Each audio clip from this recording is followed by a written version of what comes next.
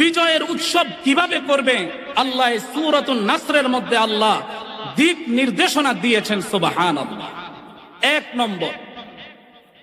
এক নম্বর বিজয় উদযাপনের এক নম্বর নির্দেশনা হচ্ছে, আল্লাহ তিনটা নির্দেশনা দিয়েছেন।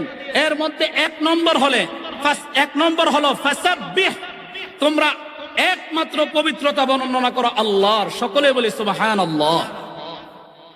প্রথম কাজ কি?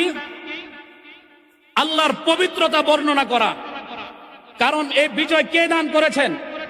আল্লাহ। দ্বিতীয় নম্বর, বিহামদি রাব্বিকা, তোমার রবের প্রশংসা করো। সুবহানাল্লাহ। তোমার রবের প্রশংসা করো, কারণ এই বিজয় তোমাকে দান করেছেন একমাত্র আল্লাহ। দ্বিতীয় নম্বর কাজ হলো আল্লাহর প্রশংসা করা। তৃতীয় নম্বর কাজ কি? আল্লাহ বলেন, এই একটা দেশ স্বাধীন করতে যায় সেই দেশে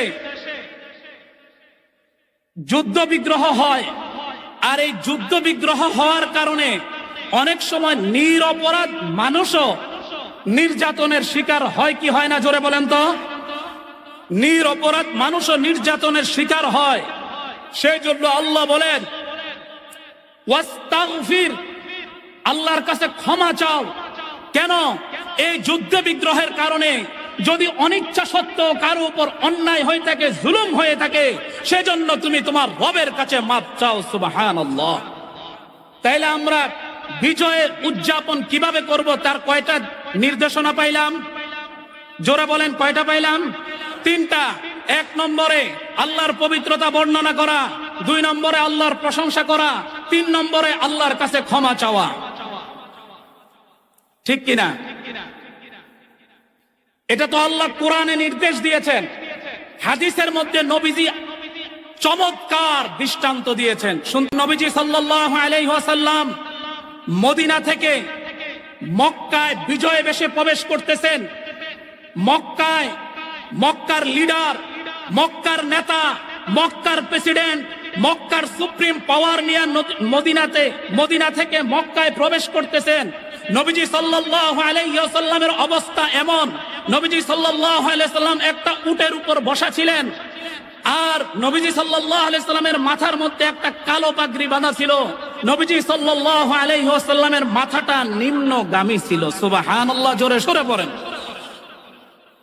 নবীজি সাল্লাল্লাহু আলাইহি ওয়াসাল্লামের মধ্যে কোনো অহংকার ছিল না, কোনো তাকাব্বুরি ছিল না, কোনো রিয়া ছিল না, কিছুই ছিল না। বিনয়ের সাথে মক্কার সুপ্রিম পাওয়ার প্রেসিডেন্ট হিসাবে মদিনা থেকে মক্কায় বিজয় করে মক্কায় প্রবেশ করতেছেন।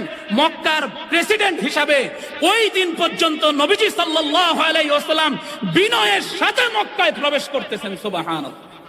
মুখে তালা দিয়ে বইয়ে থাকেন, একটু জোরে কর না সুবহানাল্লাহ। না বাইজে কইবেন, বেগম সাহেবের খাতার নিচে শুয়া শুয়া কইেন সুবহানাল্লাহ। আর একটু জোরে সুরে কোন সুবহানাল্লাহ।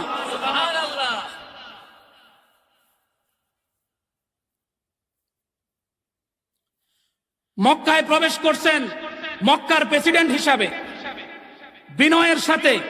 আজকে আমরা একটু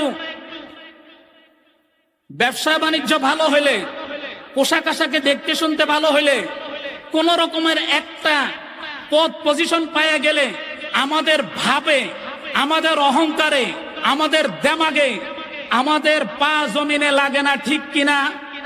জোরে বলেন, ঠিক কিনা? এটা হলো আমাদের মনোভাব। অথচ আমাদের আদর্শ, আমাদের মডেল, আমাদের আইকন, যাকে আমরা অনুসরণ করব, হযরত মুহাম্মদুর রাসূলুল্লাহ সাল্লাল্লাহু আলাইহি ওয়াসাল্লাম মক্কার প্রেসিডেন্ট হিসাবে মক্কায় ঢুকতেছেন বিনয়ের সাথে। সুবহানাল্লাহ।